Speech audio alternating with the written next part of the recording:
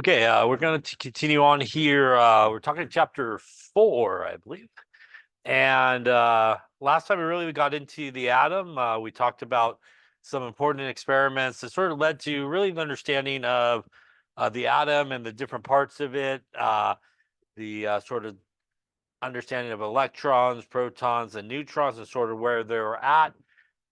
We had Thomson and his CRT tube. We had Milligan, who did like an oil drop type of experiment. These guys really looked at electrons. We had sort of an early model of the atom, uh, and that is, as we talked about, the plum pudding model. And in this sort of early model of the atom, it was believed that it was mostly a sphere of positive charge, sort of spread out all over. Embedded inside were these negatively charged electrons. This again was sort of the accepted model of the atom until Rutherford really came along and did his gold foil experiment.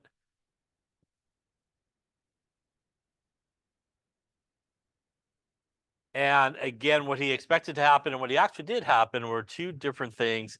And ultimately, what it meant was they had to sort of abandon this model of the atom and come up with sort of a new model of the atom that it was really mostly empty space. And in that empty space is really where we have our electrons flying around. It had a very dense positive core, which was its nucleus. And later experiments or so found that protons and neutrons, and again, in the case of neutrons, like in the 1930s when they were really discovered, are in the nucleus. And most of the mass of the atom was actually the nucleus there. That is really because both a proton and a neutron are 1,800 times or so heavier than any electron. So it is actually the neutron, as we talked about, is the heaviest. The electron is actually the lightest of those sort of three particles. And the idea here is we have that nucleus here, which has an overall positive charge because of the protons. We have electrons that are attracted to it through that opposite attraction, but again, are traveling in pretty random ways around the nucleus. Again, they don't travel in pretty circles or anything like that. But there is that attractive force between the electrons and the nucleus, which allows them to just not fly off. So they just don't take off because there is that sort of attractive force to the nucleus. We finished up talking about some other properties of atoms, including isotopes. Isotopes are the same element, but different mass. And really, they have different masses because of the number of neutrons are different. So they have different numbers of neutrons. We also talked about the atomic number. And again, the atomic number, which is sometimes abbreviated as a Z, is the number of protons there are. We also have the mass number, which is sometimes abbreviated with an A, is the number of protons and number of neutrons. We could write isotopes by using the symbol, and top left is the mass number, bottom left there is the atomic number. And if we subtract those two numbers, both the mass number from the atomic number, that will leave us the number of neutrons. So remember, as we talked about, when you calculate anything like mass number, atomic number, protons, electrons, neutrons, they all should be positive whole numbers. And with that being said, a reminder that it is only the atomic number that you will find on the periodic table, which is not that number. Let's try that again. That's the number above the symbol, and on the bottom is not the mass number, but that is the atomic mass, which we'll talk about today. So only the atomic number can be found up on the periodic table. Any questions on any of that stuff there that we talked about? Okay. So we did an example. So I think we left off with this example. So why don't we do this one here? We're looking for the symbol with both the mass number and atomic number for each of these guys and see what you come up with. So take a few moments there and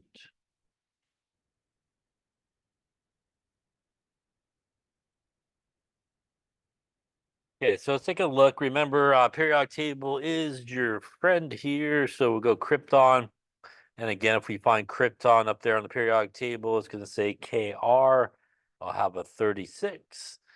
Once again, the 36 here is the atomic number, which is our number of protons.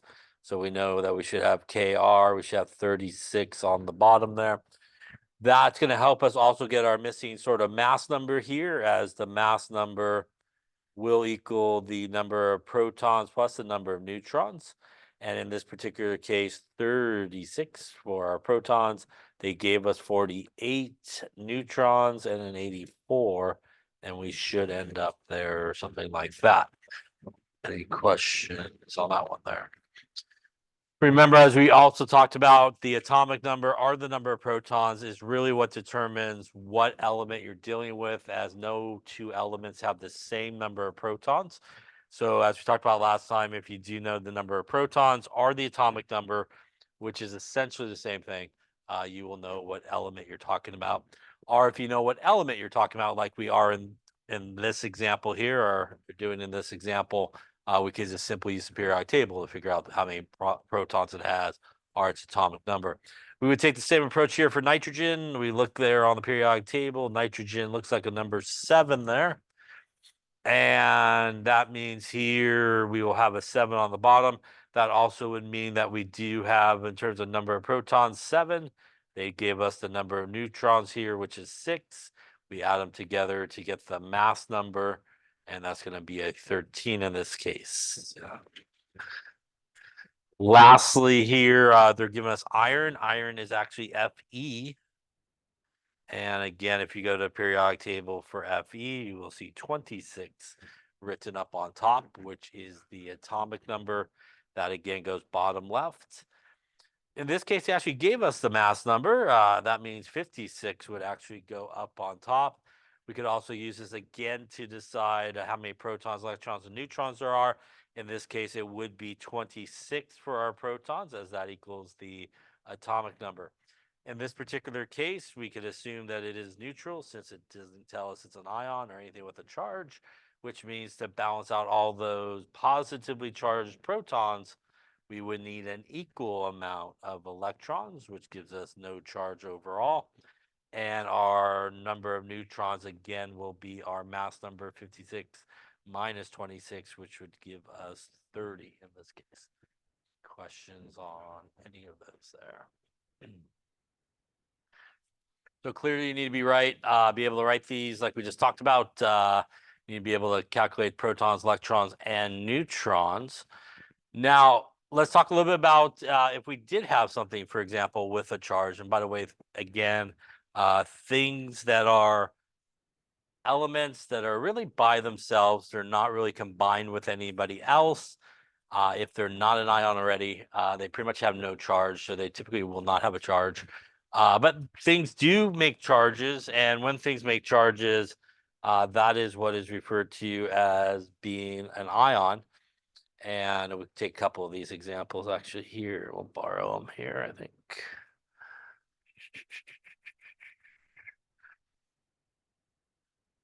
So let's just say, for example, we do have something that has a charge. And by the way, again, that is what's known as an ion. It is something with a charge. So something that has a charge, or a charge entity. There are two types of ions. There's a cation, which is positively charged. There is an anion, which are negatively charged. So if we took something like our nitrogen, for example, there, that had no charge, but when nitrogen does get a charge, it actually does get a -3 charge. And we could use the same sort of numbers here, 13 and 7. So now in this particular case, when we look at it, the number of protons is still going to be our atomic number, which is 7. Our number of neutrons, in this case, will still be 13 minus 7, which is 6. But the number of electrons in this case is how many? So it has a -3 charge, right? So it will actually be 10 electrons, yeah? 7 positive things plus 10 negative things leave you 3 negatives left over, right? And that is where the charge comes from. It actually has 3 more electrons than protons, which is why it has an overall negative charge, because it has more negatively charged electrons than protons in the nucleus. When something gains a charge, as you could see, it is actually just the electrons that change. Why does the protons not change? If I change the protons, for example, away from 7, will it still be nitrogen? It will not. So we can't change the protons, otherwise it will change what it is.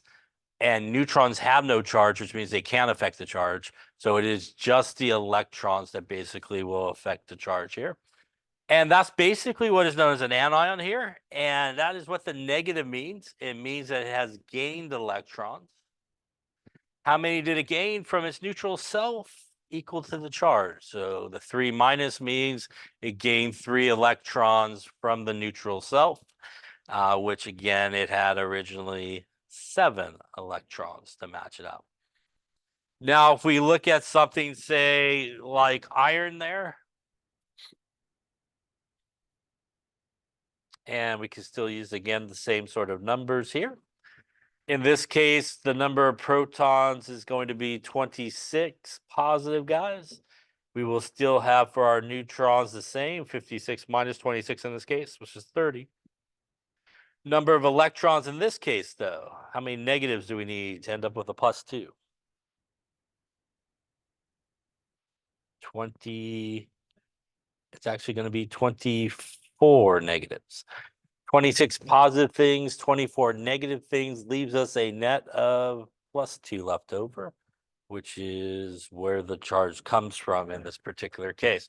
That is because we have 2 more protons than electrons, basically. 24 out of the 26 protons will be canceled out by the electrons, but that leaves 2 lonely protons that have no electrons to balance it out. And that is why we end up with a positive charge in this case. That is what the positive means. It means it has lost electrons. The number is how many electrons it lost from the neutral self. And that was what we mean here, lost electrons in that case. Question on that there. So if I had,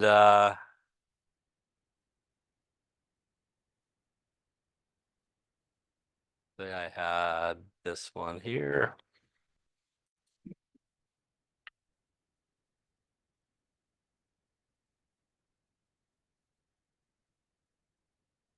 And let's just say I had,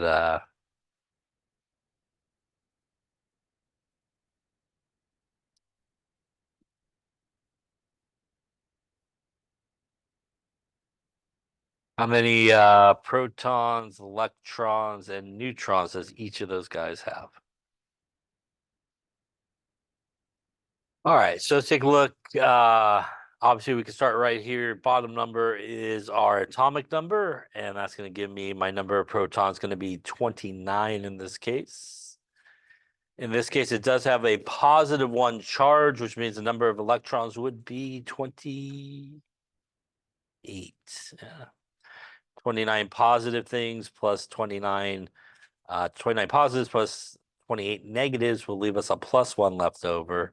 And again, that is where the charge comes from. Our number of neutrons here would be mass number 64 minus atomic number 29, 35. Questions on that one there. Taking a look at the next one here. We'll start with our number of protons, which is going to be 16, equal to our atomic number. In this case, we have a -2 charge, which means how many electrons will I have? We'll have 18 electrons, again, 18 negatives and 16 positives. Leaves us a -2 left over, which is our charge. And again, our number of neutrons going to be 34 minus 16. That's a lot there, 18. How's that? Sounds good. Any questions on protons, electrons, neutrons, or ions, things with charges? Again, the only thing that changes are electrons, because protons cannot change and neutrons have no charge, so they won't have any effect on the overall charge. Any questions on that? Okay. Then let us continue on to something. Let's see what's next. That's what this. All right, so as we talked about isotopes, a lot of normal chemical reactions really do involve only breaking and making bonds, which means, again, that's pretty much electrons being involved, nothing in the nucleus. And neutrons don't usually take part under normal chemical reactions. The sort of benefit of that, for example, is a lot of isotopes, for example, are a lot of elements will have sort of like a radioactive isotope. And a lot of times you could take advantage of the radioactivity if you're doing something. So the radioactive isotope and the sort of non-radioactive isotope or element will really do the same chemistry, say, in the body. So if you want to follow like a particular element through, say, a protein or something that's happening in the body. Like I used to do research on copper proteins. We could use radioactive copper and basically just follow the radioactivity, and we'll know exactly where pretty much the copper ended up all the way through the process. It will do the same chemistry as sort of non-radioactive, for example, copper. So that's one sort of practical aspect of using radioactive isotopes. Again, you could use it for doing research and following things. Another sort of advantage of it is it's a lot of times used in a lot of testing, right? They use radioactive isotopes of elements as sort of tracers. They can give you it, take a scan, and again, the radioactivity will light up, and they can basically follow or get scans of certain things like your bone density and that type of stuff in your body. And they can also be used, radioactive isotopes, for example, for treating tumors and stuff like that. So there's a lot of things that isotopes can do. Now, another thing we're going to talk about is chemical composition, and that is atomic mass. So we're going to actually talk about atomic mass, which once again is the number that is on the bottom on the periodic table. So I think I yelled at you enough last time that this number here on the bottom is not the mass number, but it is the atomic mass. And we're going to talk a little bit about how we calculate the atomic mass for a particular isotope.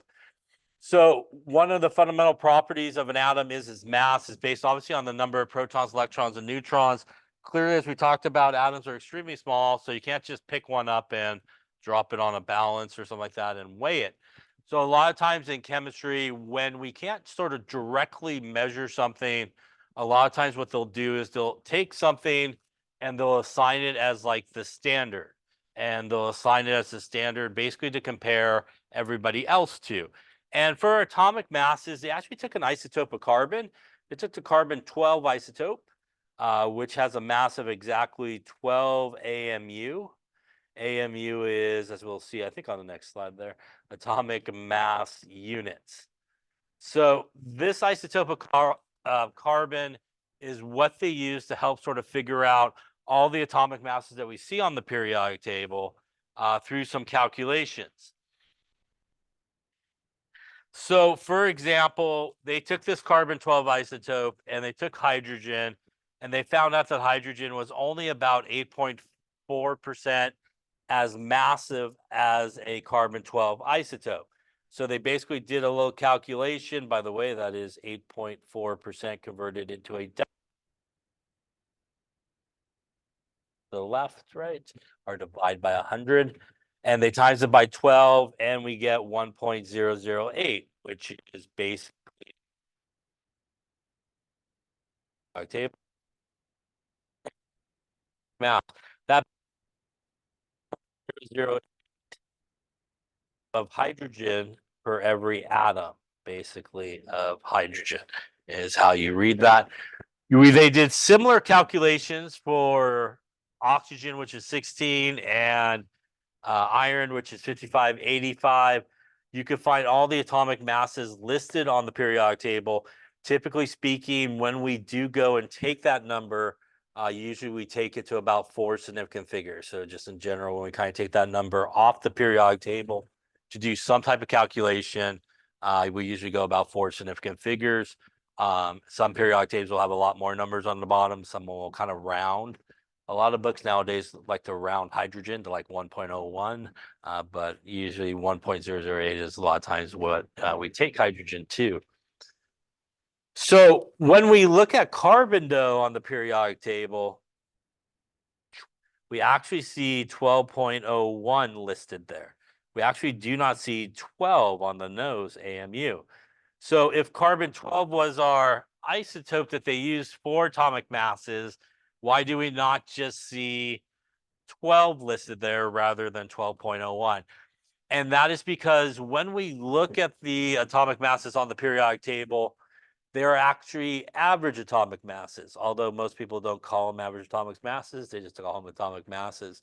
But what are they average of? They are actually the average atomic mass of all the naturally occurring isotopes for that particular element. So all the naturally occurring isotopes for a particular element, they basically do a calculation and they come up with the number that we see on the periodic table.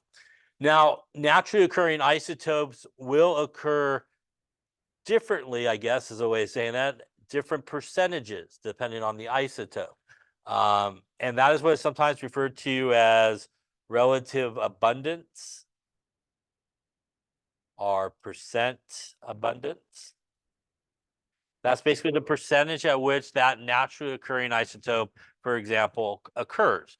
So the way that we could calculate the atomic mass for an isotope is we take the percent abundance of the first isotope and we times it by the atomic mass of the first isotope.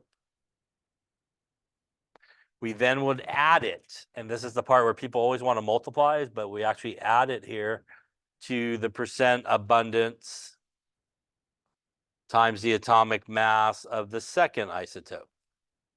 And we continue this pattern. They have 3 isotopes, 4 isotopes, however many isotopes they basically have. Now, when we add up all the percentages, for example, for all the isotopes, if we have all the naturally occurring isotopes, all the percentages add up to what number? You have all of something, you have how much percent of it?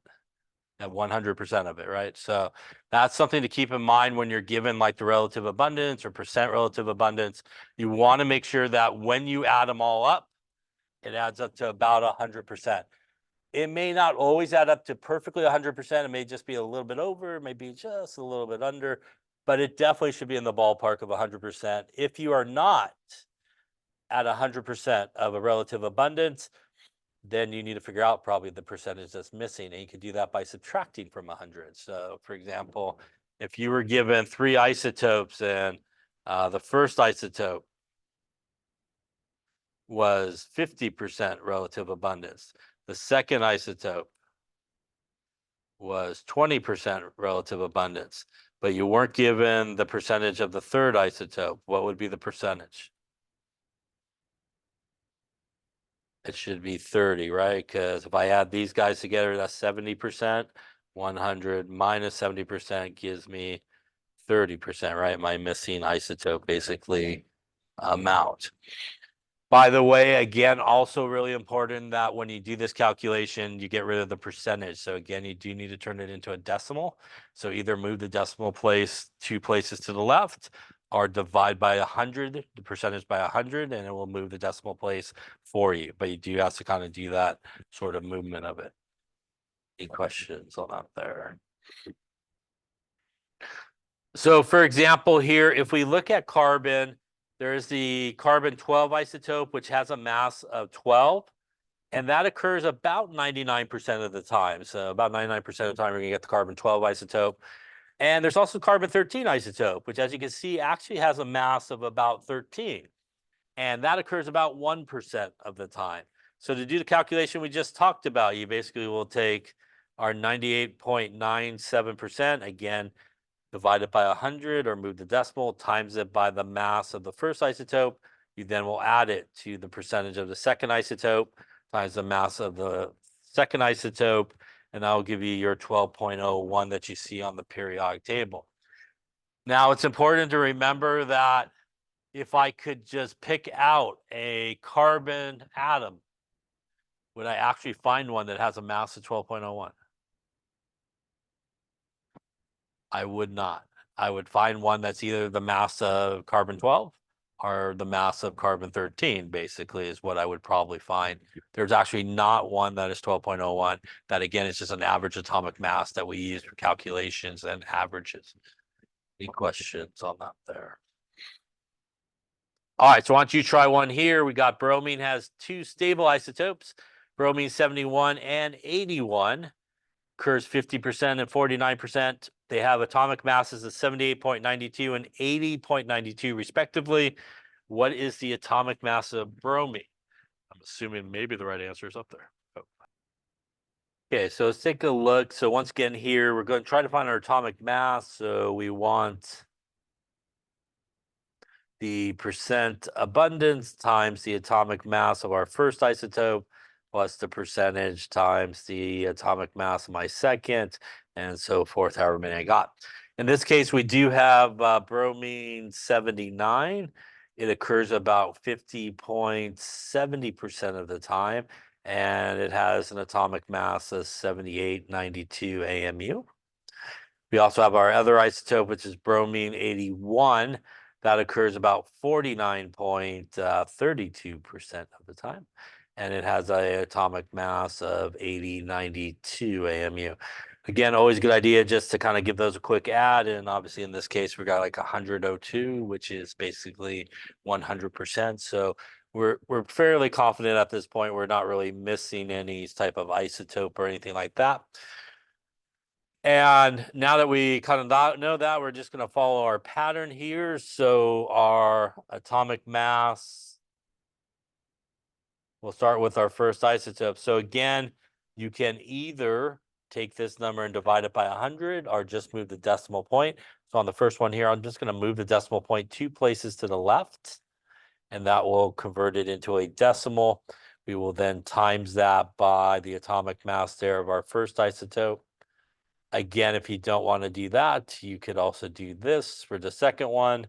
You could take 49.32% and divide it by 100%, and that will move the decimal place for you. So whichever way you like to do it, you can do it that way. And that's going to be times 8092 AMU. And if you do all that good stuff, it looks like 7992 AMU. Is what we see in this particular case for bromine. And if you look on the periodic table, it's like 7990-ish there. So pretty darn close. Any questions on that calculation there? So essentially calculations like this were done for, every element that's on there. You may ask, like, how do you know, how you got the different isotopes or the percentages of them. There's actually a piece of equipment that's sometimes used, which is known as a mass spec or mass spectrophotometer, and it basically will separate out an element into its different isotopes, and it'll give different size peaks for the different isotopes that are there. And from those sort of things, they can calculate the percentage of each of the different isotopes that are present, and actually will separate it out by mass, which is why it's called mass spec. It'll actually separate each one out by its different masses. All right. Any questions on that there? So let's talk about the periodic table and the different parts of the periodic table. That's a periodic table. Looks very good. That's a periodic table as well. So first off, when we talk about the periodic table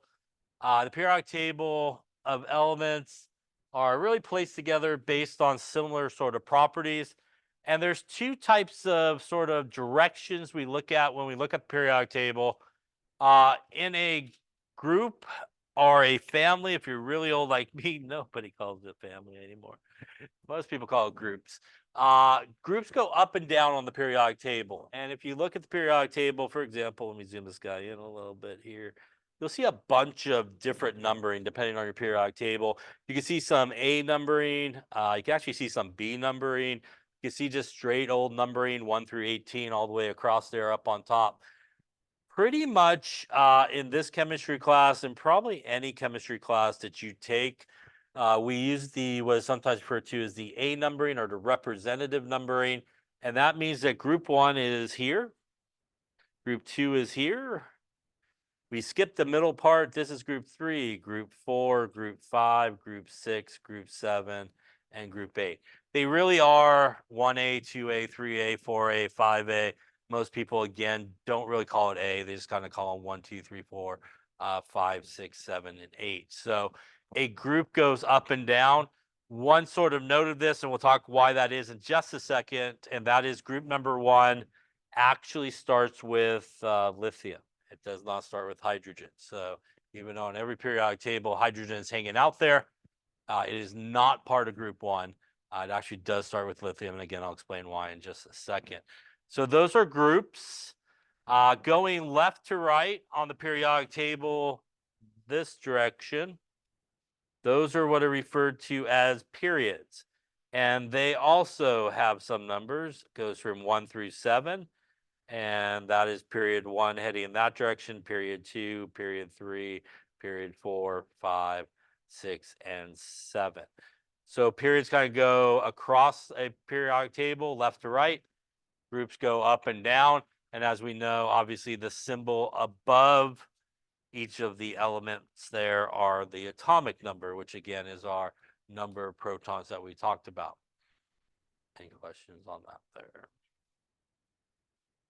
Now, the periodic table is really broken up into 3 sort of categories of elements.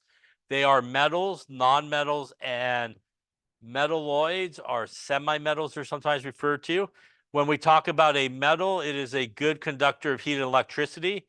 It is very malleable, which means you can hammer it into sheets. It also can be pulled into wires. It typically will have a shiny appearance. Most metals are going to be a solid at room temperature. The one exception is mercury, and mercury is Hg. It is number 80 there on the periodic table, and it also is on a lot of periodic tables. A lot of times, not necessarily that one up there, but on a lot of periodic tables, they will kind of be a different color, the writing on it, to distinguish that. How do you know where metals are on periodic tables? You can see this was sometimes referred to as a staircase, heading right there by boron, coming down. And pretty much metals are to the left of that staircase. And also those 2 rows on the bottom are actually metals as well. So the 2 rows, like for example, over there that are on the bottom of the periodic table are also going to be metals as well. Now, nonmetals, on the other hand, have basically the opposite characteristics of metals. They are poor conductors of heat and electricity. They are dull, they are brittle, and a lot of the nonmetals have very different sort of states at which they come. Some are gases, some are liquids, and some come as solids. A lot of the nonmetals that we talked about that are elements are a lot of those diatomic molecules like H2, N2, O2, Br2, F2, Cl2, I2. These are all nonmetals. They are all diatomic molecules. They are all elements, but not all of them are comes as 2s, just those. And typically speaking, to the upper right there of the staircase, you can find your nonmetals. This, by the way, over here is hydrogen and lithium. Hydrogen, which is right here, is what type of metal? Or what type of element, I guess I should say that way. What type of element is hydrogen? Hydrogen is actually a non-metal. And everybody else in group 1 is a metal. And that is why hydrogen is not part of group 1, because it's actually a non-metal. Hydrogen is hanging out over there because it has a lot of interesting characteristics. One of which, like we talked about, has only 1 proton and 1 electron, no neutrons. But it does in a lot of cases, as we will see in some chapters. Sometimes hydrogen kind of acts like a group 1 metal, so it's sometimes put there, but it actually is a non-metal. Older periodic tables, they would oftentimes put actually hydrogen in both of these locations. You actually see it on both sides of the periodic table in some older periodic tables. Nowadays, they don't do that too much, but it's very commonly, sometimes we'll see that. That leaves our metalloids, are sometimes referred to as semi-metals, and that is that staircase that kind of comes down from boron. And some books will include boron as part of that, and it kind of comes down, coming through here, so you can see kind of the overlay there. Silicon, arsenic, and antimony, and all those type of guys are coming through there. So what is the deal with metalloids or semi-metals? Well, they're kind of right between the metals and the non-metals, which means these guys here will typically have characteristics that fall on both sides. So it does sort of make sense based on their location. They go from metals into non-metals. They're kind of in the middle of those two. And what I mean by that is the same element will have some characteristics that are very similar to what you would think a metal would have. And that same element will also have some characteristics that are very similar to what non-metals have. So they kind of have characteristics that fall on both sides, sometimes referred to as semiconductors, kind of in that sort of area along the way. Now, certain groups on the periodic table will have special names. Starting with group 1, those are what are referred to as the alkali metals. And once again, group 1, as we talked about, starting with lithium. That is the alkali metals. Right next door in group number 2 is the alkaline earth metals. The word alkaline pretty much means basic. And in group 1 and group 2 on the periodic table is where a lot of our strong bases come from. Things like sodium hydroxide, potassium hydroxide, calcium hydroxide, strontium hydroxide. Pretty much if you hook up a OH with anybody there in group 1 or group 2, you will probably produce a fairly strong base. So a lot of bases come from those places. Now going across here to group 7, which is right here. Our fluorine, chlorine, bromine, iodine, those are the halogens. Those are a lot of our diatomic molecules, our F2, Cl2, Br2, I2, and so forth, all the way down that group. Right next door, after group 7, is group number 8. Those are the noble gases. Those are helium, neon, argon, krypton, all the ons. There's xenon. Though noble gases are a really important group, pretty much they are incredibly stable. So noble gases are sometimes referred to as being chemically inert. There's some used to be called rare gases. That means that they pretty much don't react with anybody. They will react with themselves, but they're not going to look to react with pretty much anybody. They are pretty much, in terms of electrons, what everybody wants to achieve. And as we will talk about when we talk about bonding, that's really the whole purpose of any type of bonding that occurs, is for everybody basically to end up like the noble gases in terms of their electrons and their electron configuration, because they are extremely, extremely stable sort of electron configuration. That makes everything sort of stable, and that's kind of the goal of what they want. The two rows on the bottom are known as the lanthanides and actinides, and if you look at the atomic numbering here, that is right about there, 57, 72. That is 58. This row right here actually goes right about there on the periodic table after the lanthanide, and that's what sometimes referred to as the lanthanide series. If you look right underneath, that's 89 and 104. There's 90 right there. So these two rows right here basically go right by our smack in the middle of right in that area. That's the lanthanides and actinides series. The good news for us is we don't deal too much with that. There's a lot of radioactive elements on the very bottom there, a lot of naturally made, man-made elements like Einsteinium, nobelium, americium, all those kinds of things are down there in that region.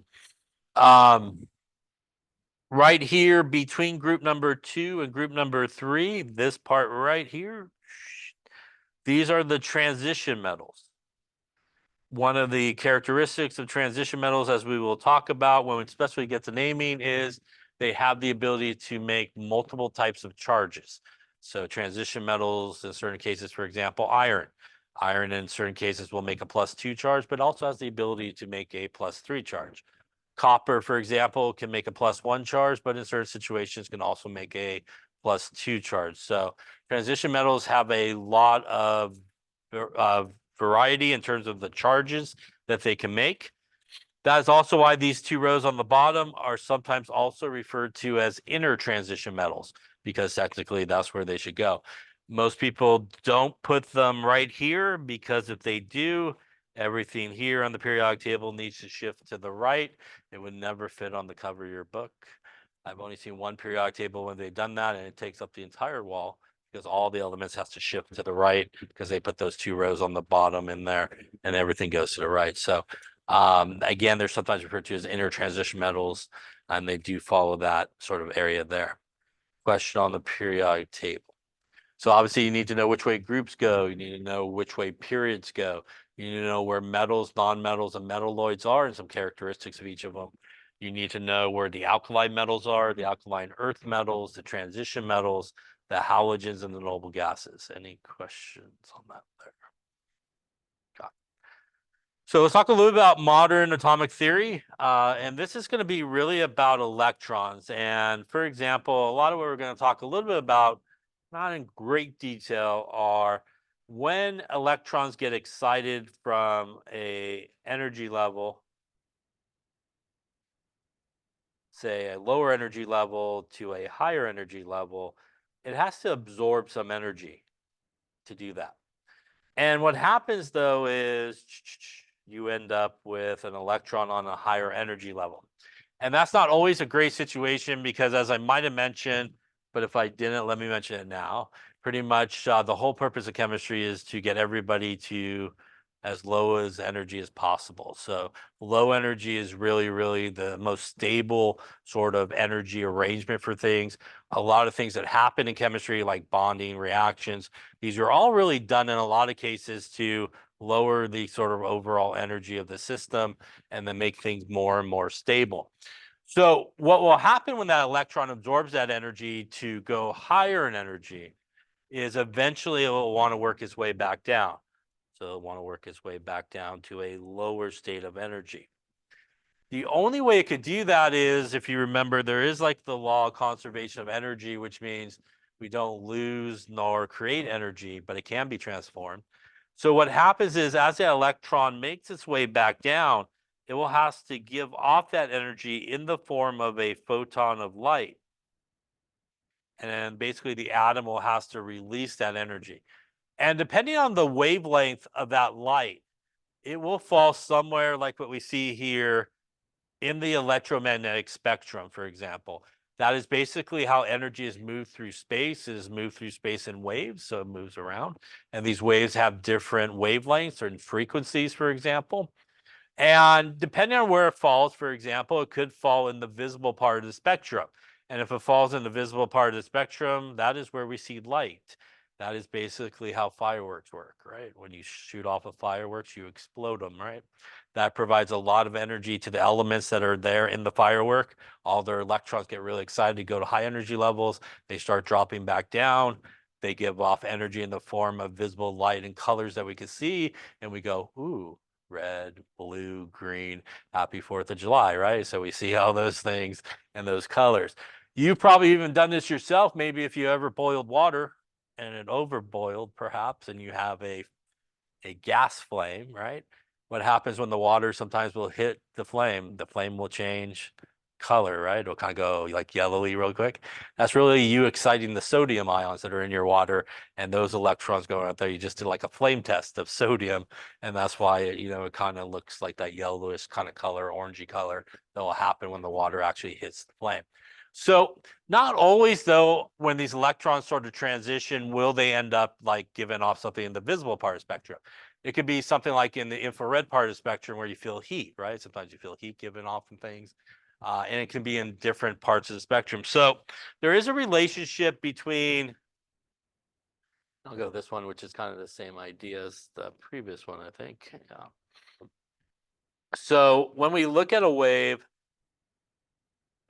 is like this, and a wavelength is the distance between basically two peaks or troughs. We also could have the frequency of a wave, which is sometimes abbreviated with a nu. Sometimes people call it a V, but it's really a nu. And the energy related in terms of a wavelength, and which is what this guy is, as lambda, that is the wavelength. And energy is this: if you have something that has a long wavelength, you will have a lower frequency and you will have lower energy. Now, if something is a wave like this, where the wavelength is very small. You have a very small wavelength. You have a much higher frequency, and you will have much higher energy associated with it. So basically, if you have something that has a really long wavelength, it typically results in lower energy. And things with a smaller wavelength is something that is really higher in energy. By the way, frequency, common units of frequency, by the way, is a reciprocal second or a hertz. When you tune your radio to 95.5 megahertz, right? That is the frequency of the radio station that is sending out radio waves so that you could hear it in that radio wave type of thing when you put your dial to a certain radio station. Speaking of that, when we look at this electromagnetic spectrum, this is a longer wavelength on this side, which means this is going to be lower in energy.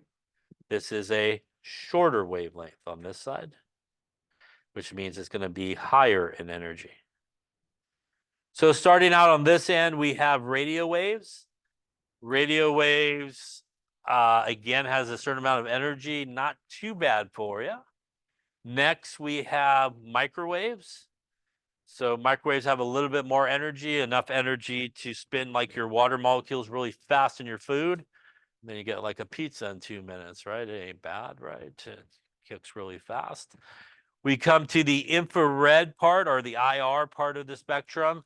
That is a smaller wavelength yet, which means it has more energy than the microwaves. And that is usually the part of the spectrum where, like I said before, we feel heat and energy sort of coming off. This is the visible part of the spectrum, which is a smaller wavelength yet. This is where we see colors. Our friends Roy, G, Biv, red, orange, yellow, green, blue, indigo, violet. Yeah. Even colors have differences in energy. Red has a longer wavelength than violet, smaller wavelength. Which color has more energy? Red or violet?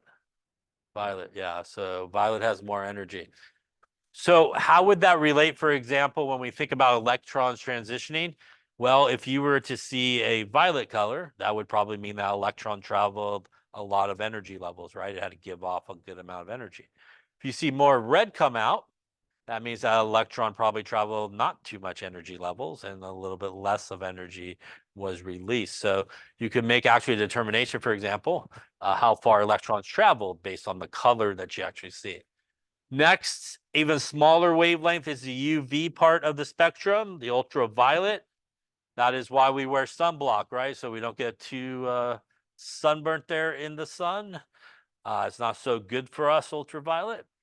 Next is X-rays, which is even smaller. That is why they throw the lead vest on you usually, and they leave the room when they shoot the X-ray, right? So they're not sitting there all day in an X-ray room and taking that. And if radioactivity here, these are gamma rays, is probably the just pure energy at that point. It's pretty much radioactive rays. And if you use that in an experiment, you need to take a lot of precautions because that can penetrate very, very far, for example, into the skin. And it takes a lot of precaution to keep them away from you. So when we talk about electrons sort of transitioning from one energy level to the next, again, they could give off this energy in the form of a wave, which can't correspond to somewhere here in this electromagnetic spectrum. And again, depending on where it falls, you may see colors. If it's outside the visible part of the spectrum, we won't see colors associated with it. Any questions on that? So I'd say you do need to know the electromagnetic spectrum in terms of order, I guess. Short wavelength to long, high frequency to low frequency, high energy, low energy. You don't need to know the exact numbers where they break off or anything like that, but you just need to kind of know that type of order. In addition to the colors as well, which one's sort of a longer wavelength color and a shorter wavelength color. Any questions? Let's continue on here. So we were talking about the electromagnetic spectrum. So let's take a look at some of these questions here. Radiation have the greater energy. So that is yellow light versus blue light. That should be blue, right? It is again shorter wavelength, closer to violet, and would have a higher energy. Ultraviolet versus infrared. Yeah, again, that is right next to X-rays and all that, right? So that definitely is going to be high. And X-rays versus microwaves. Yeah, again, you don't need the lead vest to cook your pizza, so you're all right. Any questions on any of those there? Now, as I mentioned before, what happens with elements, for example, as they transition from one energy level to the next, is they will give off this energy in the form of a light. And what happens is for elements is electrons transition energy levels in what is known as being sort of quantized energy. And what quantized energy means is as electrons transition the different energy levels, so if this is a lower energy level and this is a higher energy level, either going upwards, which again is energy being absorbed, or that electron dropping back down, and that is what is known as an emission happening as it gives off that energy, the atom. They will gain or lose enough energy to fully make those transitions. So they will not stop anywhere along the way. And that is how basically elements move from one energy level to the next, or electrons in elements move from one energy level to the next. You can think of quantized energy like stairs, right? So we got some stairs. When you walk stairs, you have enough energy to get to this step, to this step, to this step, to that step. You typically, when you walk stairs, don't decide halfway through, I'm just going to lay it up right there between steps, because that usually does not end very well for you, right? Because you're going to fall. And that is exactly what quantized energy means, that these electrons will, if they are going from this energy level to this energy level, it will make one continuous journey and gain enough energy to completely get up there. It will not stop along the way for a beverage or anything like that. It's going to make its full journey from one energy level to the next. Now, just like when people walk stairs, some people do one step at a time. Hey, some people can maybe do two steps at a time, three steps at a time. I don't know. Maybe they're not too big upstairs. But electrons could also travel multiple energy levels at a time, upwards or downwards, so they can transition multiple energy levels. They don't always just go to like the next energy level or something like that. And that again is what gives us, for example, like the different colors that we might witness as we look at the energy given off. So for example, as I mentioned before, if these are energy levels and I have an electron that went all the way from up there down to here, that's going to give off energy, a lot of energy. It's going to have a short wavelength. And again, maybe it would give off something in the blue violet area of color. If I had an electron that started there and just dropped right about there, one little energy level, that is not as much energy probably coming off. And maybe that's more like a red color that you would see. Again, that would correspond to a lower amount of energy, a longer wavelength of light that occurs. You can actually, if you look at a light, and sometimes you could use an electric discharge tube and put it in there, run an electrical current. By running electrical current through it, you're exciting all the electrons. You can look at it through a prism, sometimes referred to as a spectroscope. They used to kind of look at those things. And elements, when they do this, because they are quantized, will give what is known as a line spectrum.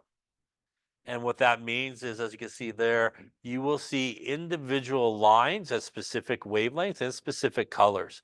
They are so specific that every single element will have its own unique line spectrum. So if you look at a line spectrum, if you look at it through a prism or a spectroscope, this light, you will see all these little lines that will occur.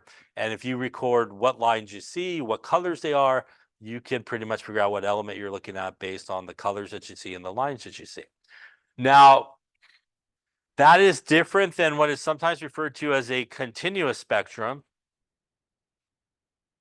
And that is like something like the sun, for example. In a continuous spectrum, pretty much everything just comes out all at once. You got all the wavelengths, everything happening all at once. So if you remember quantized energy like elements or like the stairs, you think of something like a continuous energy like a ramp. If you were walking up a ramp, you could pretty much lay up anywhere you like along that ramp, right? Nothing bad's going to happen. You can stop anywhere along the way. And that's what it sort of, for example, the sun gives off infrared, gives off colors, white light, all the lights coming out all at once. So continuous spectrum, things like the sun give that off, or things that are lit up by the sun give that off. Line spectrums are usually restricted to elements because they have these electrons that move from certain energy levels to the other that are quantized. So let's talk a little bit about these energy levels and what they are. They are assigned an n value. N is known as the principal quantum number. The principal quantum number is a fancy name for energy level. There are actually 4 quantum numbers, but we don't talk about the other 3, basically. So we'll just talk about this guy. N could have values of 1 through 7. So there can be 7 different energy levels. When you have an N is equal to 1, that is what is referred to as the ground state. And that is the one that is closest to the nucleus. So that is closest to the nucleus, lowest in energy.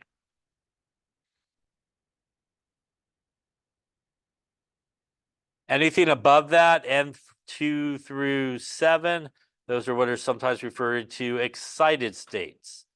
And those are higher in energy. They're further away from the nucleus.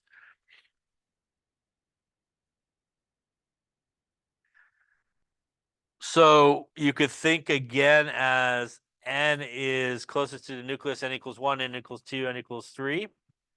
And when we talk about electrons, which is really what we're talking about, as we were talking about, these electrons again will transition fully from one energy level again to the next. And when an electron goes from a lower energy level to a higher energy level, that requires energy being put in, which is endothermic. And again, that is when energy is absorbed. So the atom needs to absorb energy to get those electrons from a lower energy level to a higher energy level. As we go back to our example of the water hitting the flame, when it hits the flame, that is a lot of energy that all those elements just picked up in the water. And that is again why we'll excite the electrons. If you think about the little lamp, when you turn the electrical current on, that's a lot of energy, excites the electrons. They jump to a higher energy level.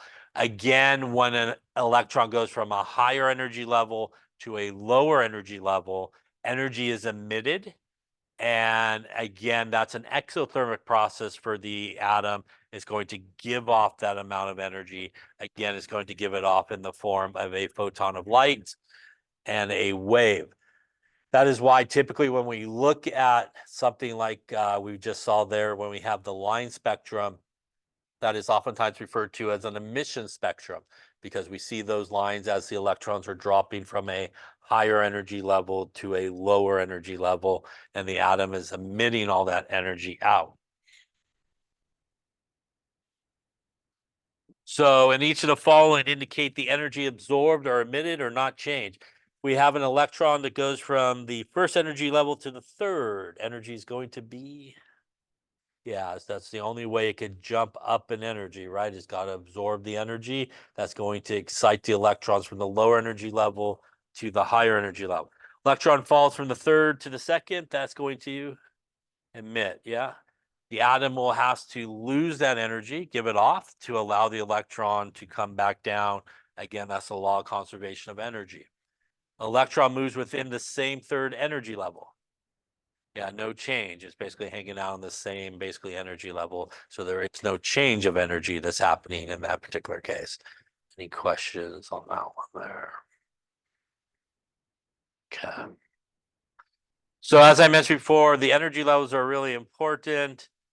And where we find electrons within the atom are what are known as orbitals.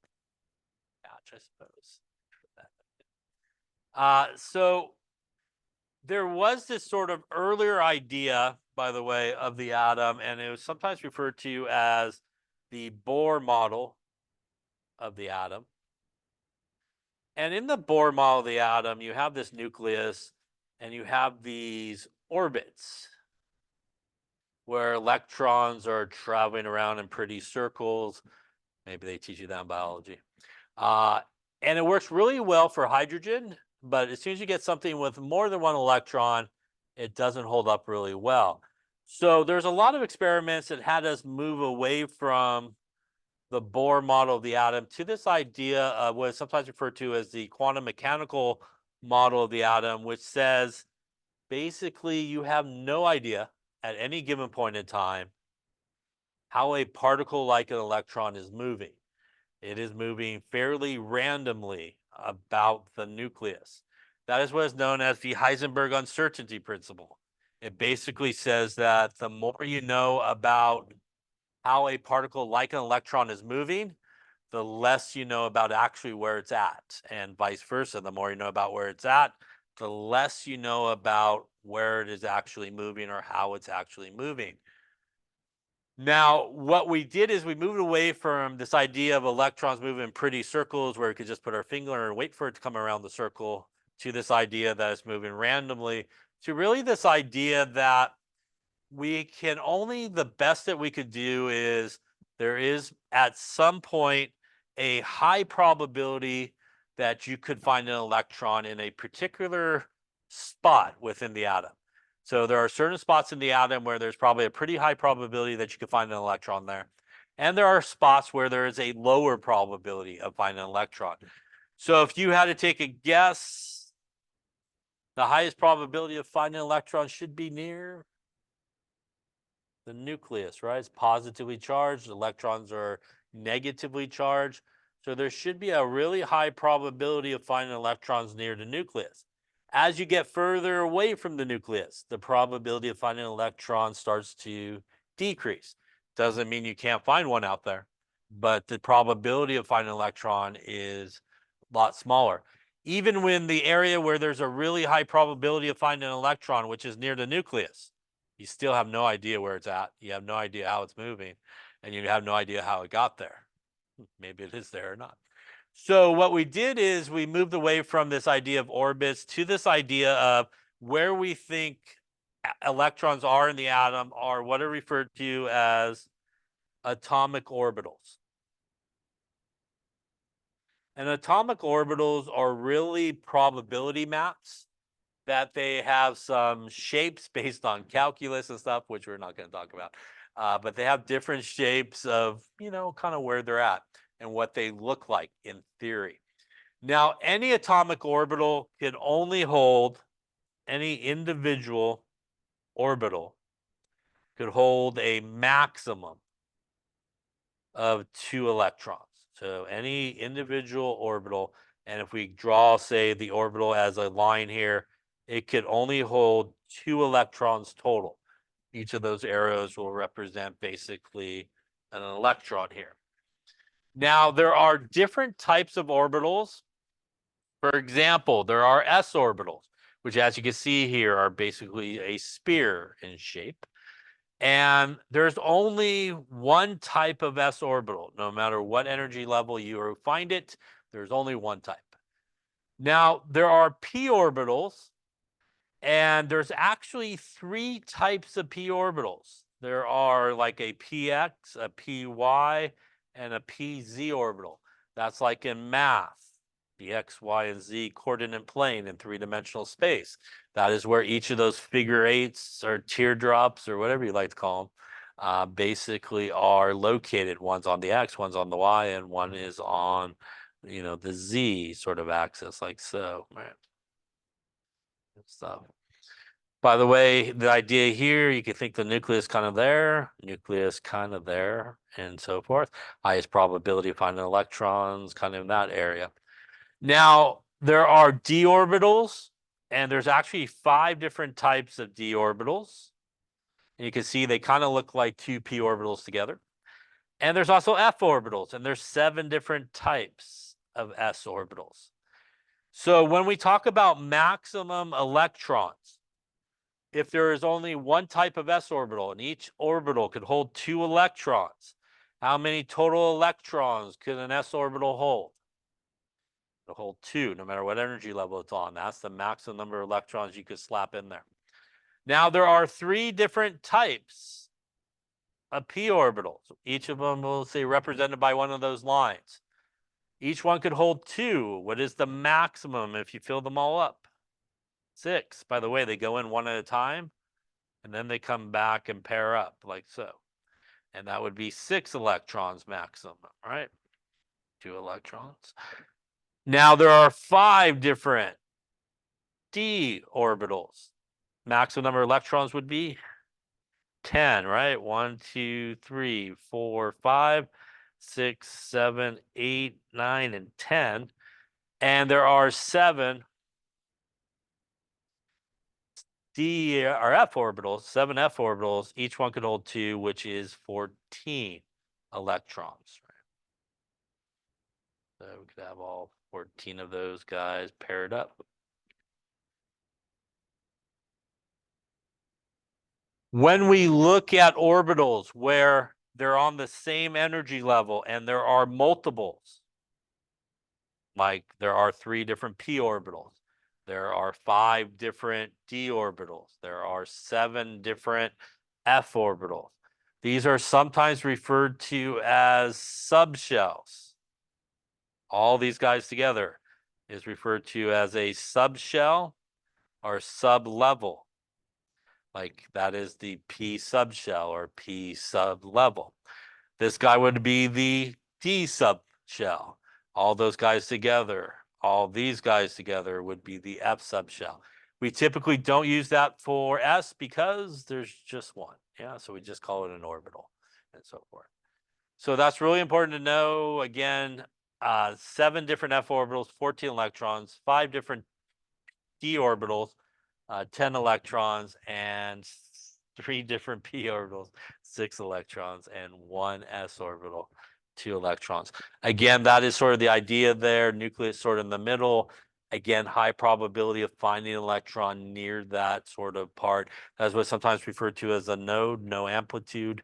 The idea that we don't get too much into here is the quantum mechanical idea is that although electron is a particle, it can also have wave-like functions. So that's how we go from, kind of to the probability idea of it. Here again is our px, py, and pz orbital, again on the different sort of orientation in 3-dimensional space. All right. So there is a order at which electrons go into the atom. This would be our n is equal to 1. And on the very first energy level, the only orbitals that we see is actually just an s orbital. It's referred to as a 1s orbital. You had to guess, what does the 1 mean? It's on the first energy level. That's what the 1 means. So that's that n number. When you go to the second energy level, we still have an s orbital. S orbitals are on every single energy level. But that is where we first start to see p orbitals appear, is on the second energy level. That is what is referred to as the 2p subshell. The 2 here means on the second energy level. Yeah. On the third energy level, we have an s orbital. We also have p orbitals, and this is where we first start to see the d orbitals appear, which is on the third energy level. And on the fourth energy level, we still have s, we still have p, bad circle, we still have d, and that is where we first start to see actually our f orbitals or subshells start to appear. So on the very first energy level, just s's. P's don't start till the second, D's don't start to the third, and F's don't start to the fourth energy level. Electrons go in one at a time, basically up, down until it's filled, then goes to the next lowest, then goes to the next. When they are filling in a subshell, they actually once again go in one at a time. and then come back and pair up. That's how electrons basically will fill those orbitals. Now, we talked about subshells. There's also a word that is sometimes referred to as a level or a shell. So for example, if I want to know the maximum number of electrons on the n equals 2 level or shell, that would be how many? 2, 4, 6, and 8. Yeah, so it's everybody on that shell or level, all the orbitals, right? So if I wanted to know, for example, the maximum number of electrons in the n equals 3 shell, the maximum number of electrons in the 3D subshell, and the maximum number of electrons in a 4p orbital. Take a moment, and what is the answer to each of those questions? Okay, so let's take a look. N equals 3 shell, how many electrons? If I filled it all up, it is 18. That is like everything on the third energy level, right? Each one could hold 2, so that is 2, 4, 6, 8, 10, 12, 14, 16, 18. By the way, if you don't want to draw it, you could do this for the maximum number of electrons in a shell or level. You could do 2 times n squared. 3 squared is 9. 9 times 2 is 18. Yeah. We did this one a second ago. 2 squared is 4. 4 times 2 is 8. So you could do that to figure it out. You want to square the n number first and then multiply it by 2. And that'll tell you the maximum number of electrons on a particular energy level. Now, maximum number of electrons in a 3D subshell, that is 10, right? 1, 2, 4, 6, 8, 10. That is this entire thing, right? So that is 10. Maximum number of electrons in a 4p orbital, that is the trick question. Any individual orbital could hold 2. Not sure if you're talking about this one or this one or this one, right? But any individual p orbital can only hold 2. A 4p subshell could hold 6. Yeah. So again, you want to be careful on that sort of question. Sometimes labs like to ask those type of questions. Any questions on that? So what we see here is actually the energy level of all these orbitals when we have just one electron. And what we see is everything is equal in energy. Everybody on the third energy level is perfectly equal. Everybody on the second is equal. Everybody on the fourth is equal. What actually happens, though, is there's a lot of shifting of energy that occurs when you get a lot more electrons involved, because electrons are frankly negatively charged, and they don't really want to be near each other, but they have to be, so they can't really escape. So what ends up happening is there's actually a big change in the energy of the orbitals, and that really affects how electrons go into the atom. So what we see here is actually the 1s is still good. We then go to the 2s. Next lowest would be the 2p, the 3s, the 3p. And this is what happens is it is actually the 4s is lower in energy than the 3d, which means the 4s will get electrons first, and then you'll fill up the 3d, and then you'll continue on in that 5s and 4d. So the major change is the S's actually are lower in energy, which means they will get the electrons first, and then the D's will get them afterwards. And that's how we write electron configuration, which is what's known as the filling order. Here is the order at which the electrons go in, and you can kind of zigzag back and forth. You always start up here, and you just keep filling until, you're done putting your electrons in, basically. And as you can see, you go from 3p to 4s and back to 3d. Now, you should know this, and here's another way, and this is something that is very easy to remember or to make for yourself. So the way you can make for yourself is this, and all you have to remember is on the first energy level, what orbitals are there? Just the s, right? It's not until we get to the second energy level that we see what appear? P. So you go like down to the right with the P. Not to the third energy level that we see the D appear, right?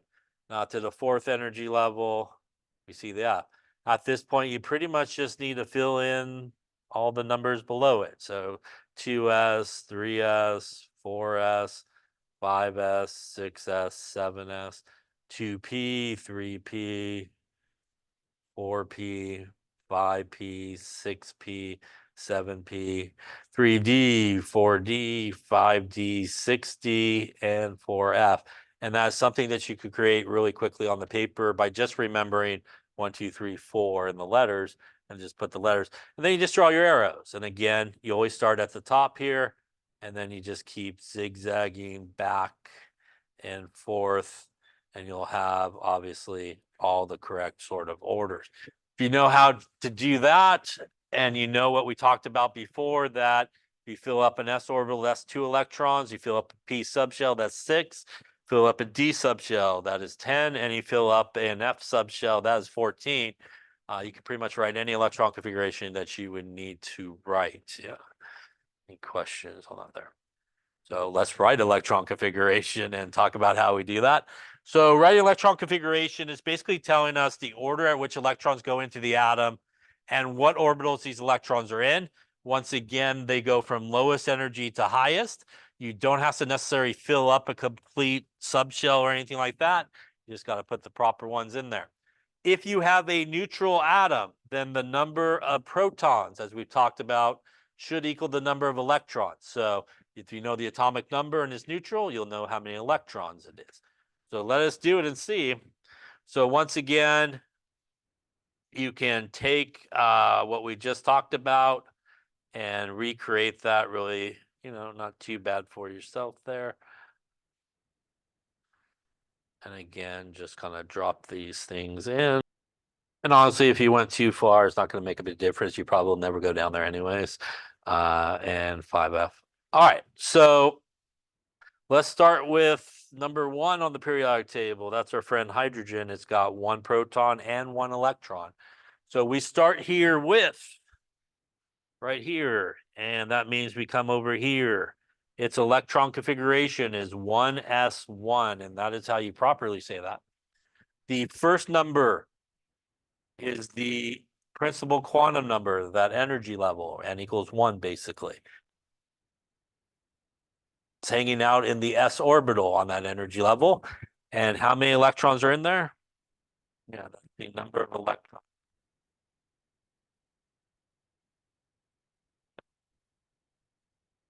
So basically, if we draw what is sometimes referred to as the orbital diagram, this is what is sometimes referred to as the orbital diagram, it'll look like that. It basically has 1 electron. That means that that orbital can hold how many more electrons before it's full? 1 more, right? It could hold 2. So might as well do number 2. Number 2 is helium.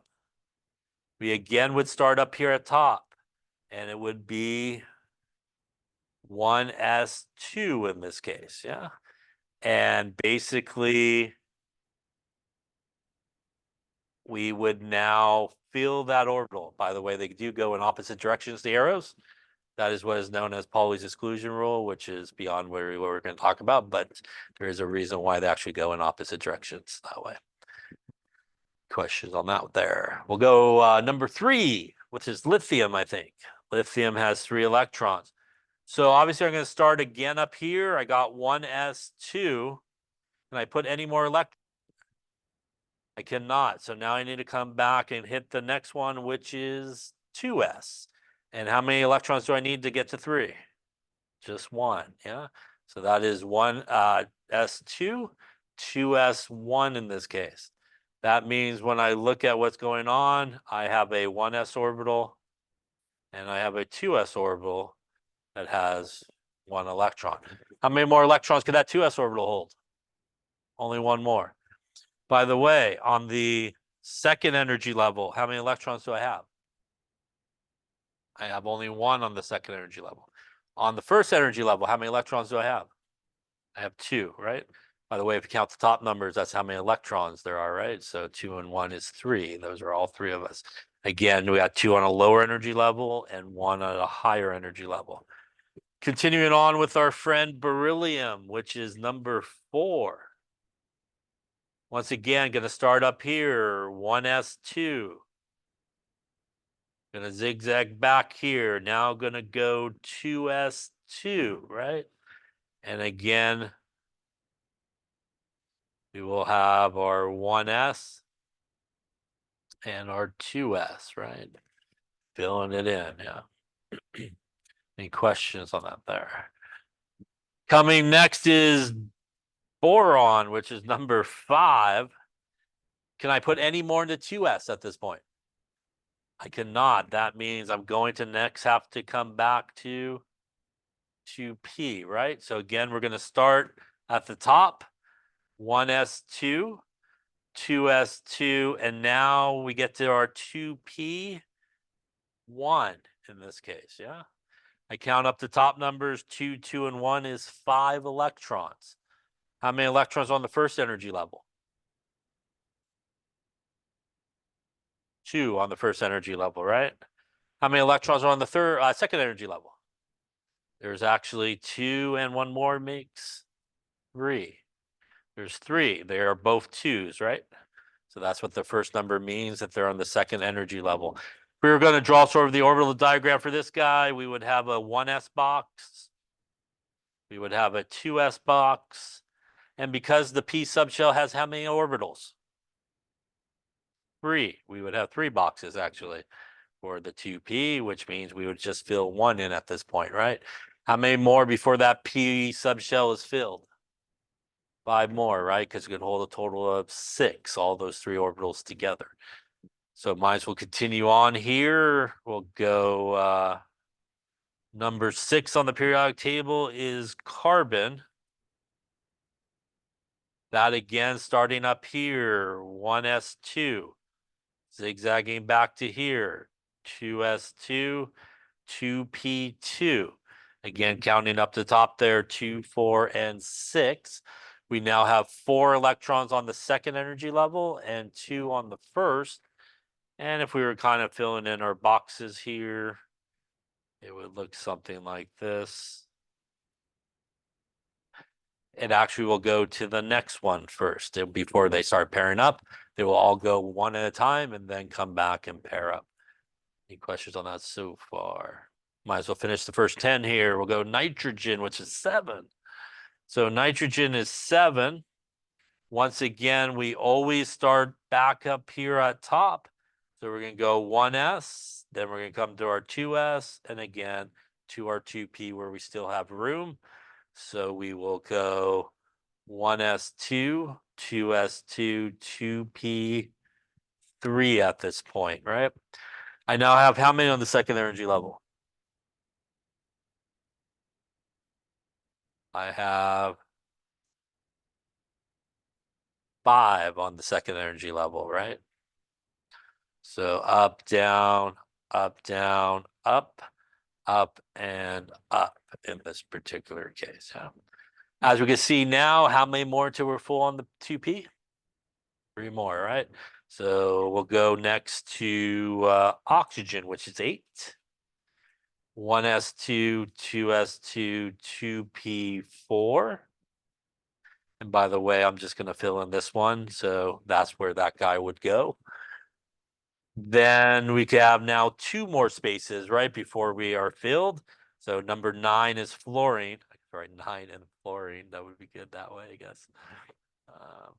1s2, 2s2, 2p5. That one would go here. And now we have 1 more to go, which is our friend neon, which is 10. 1s2, 2s2, 2p6. That now is filled. Can I put any more in my 2p subshell? No, I would then have to go to the next lowest spot. That is the way you should write electron configuration, definitely for lecture. I know in the lab she sometimes does weird things like the author, like 2, 4, 2, 8, 6, whatever it is. This is the way you should write electron configuration. This is really sort of the right way to do it. But in the lab manual, she sometimes does like a weird just number system, just like numbers laid out. Any questions on that there? All right, so why don't you try here? Why don't you do, I don't know. Why don't you do Ah, heck, why don't you do, let's do calcium, which is 20. Why don't you also do iron, which is 26, right? The electron configuration, just electron configuration. You don't have to do the arrows or anything like that. So just like the 1s2, 2s2, just write that. Yep.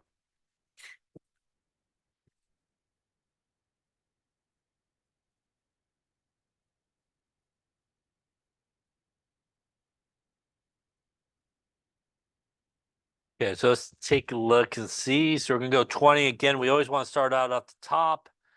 So we can go 1s2, 2s2, 2p6. That is 10 if we count it up. Obviously, that is filled.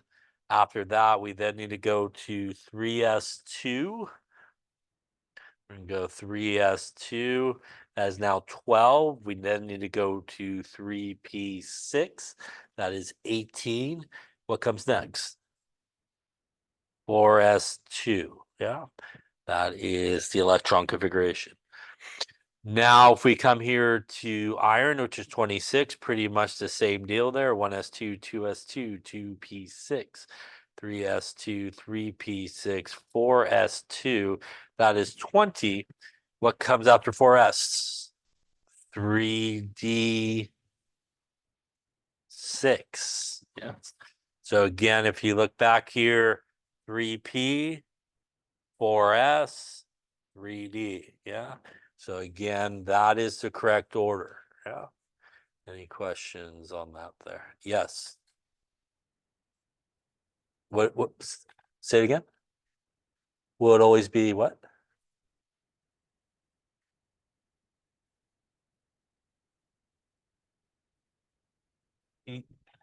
If you're asking, will this always be the right table? Is that what you're asking? Or yeah, if you know that order, that is the correct order. Yeah. So as long as you just keep zigzagging back and forth, that it will get you the right order. Now, that is correct. Again, don't forget the D, the 3D. It comes after the 4S, and it does not come before the 4S. Yeah, so it actually comes after because the 4S is actually lower in energy than the 3D. I won't confuse it today by telling you this, but actually then it switches later. But the way it goes into the atom, that is the correct way to write the electron configuration. I will say sometimes if you Google it around, which is not always great to Google things, well, you might see the electron configuration written in order, like the threes before the fours, and that's written in terms of energy. And we do not write electron configuration in here or any chemistry class that you take in terms of energy. It's actually written in terms of filling order, which the S is lower than the D. Now, when we look at this electron configuration up to this point, how many electrons did I just highlight? And on this side, I highlighted how many electrons? 18. Still the same 18 on that side. Who on the periodic table is 18? It is argon. So you could do a shorthand and put argon in brackets and continue on with the electron configuration and shorthand it. Yeah. A little argon, 4s2, 3d6. This is sometimes referred to as the noble gas configuration, the way you're writing it. That would imply that what should go in the bracket? A noble gas. That's what argon is, right? Group 8. So what goes in the bracket is the noble gas that comes right before it. And then you could continue on with the electron configuration. So for example, if you did sodium, which is 11, 1s2, 2s2, 2p6, 3s1, that is 10 electrons. Who on the periodic table is 10? Is neon, which is a noble gas. And then you would just continue on with the configuration or whatever's left. So you can shorthand it by using the noble gas that comes right before whatever element you're writing, and you can put that into a bracket. Any questions on that there? Now, we talked about a second ago, say neon, for example. How many electrons are in the second energy level? There are 2 and 6 make 8. These are the highest energy level. These are what are known as valence electrons. Yeah. They're the highest energy level electrons. These down here, which are lower energy, they're referred to as the core electrons. They are closer to the nucleus, held tighter. Is the valence electrons that are really important in bonding, is basically which ones are involved in bonding. How about fluorine? How many valence electrons does it have? Does have 7, yeah. Oxygen has 6. Sodium has 1, yeah. Sodium has 1, which is right there. So you could write the electron configuration to figure out the valence electrons are the number of valence electrons equals the group number on the periodic table. Sodium is group number 1, has 1 valence electron. Fluorine is group 7, has 7. Neon is group 8, it has 8. Oxygen is group 6, it has 6 valence electrons. So I'm just going to shoot back to a periodic table I think we're looking at somewhere. Feel it's there somewhere. There it is. So we'll just clear everything on here. So you can go with the group number is the number of valence electrons. By the way, when you get to the transition metals and valence electrons, it is the regular numbers. Remember I told you it goes from like 1 through 18? Those are numbers you would use. So 3, 4, 5, 6. That is how many valence electrons those guys have. So iron would have 8 valence electrons. Yeah. Everybody here has 1 valence electron, 2 valence electrons, 3 valence electron, 4, 5, 6, 7, and 8. Again, for your transition metals, you want to kind of use 3 through 12. That is the number of valence electrons that those guys would have. Question on that there. While we have the periodic table, one last thing here. You can, if you know what you're doing, you can use the periodic table to count off electron configuration. The first 2 groups are the S block, right? Because S could hold how many electrons? 2, right? 2 groups, 2 electrons. 3 through 8 is the P block. That is 6, which is how many the subshell could hold. The transition metals are the Ds. Those are 10 boxes if you count all the way across there. And down here is the F. That is 14 boxes if you count each of those boxes. The period numbers, which is 1, 2, 3, 4, 5, 6, 7, are like your N numbers, basically, right? So let's just say we wanted to do sodium, we just did. We wanted to end there, right? We would start here. This would be 1s2 to there. This will now be 2s2. This would be 2p6 to the end and 3s1 right there to the first box. We also just did calcium, which is here, right? If I start counting, that would be 1s2 across, 2s2, 2p6, 3s2. That's going to be 3p6 all the way to the end.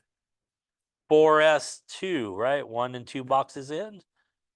Gets a little tricky though. We also did iron, did we not?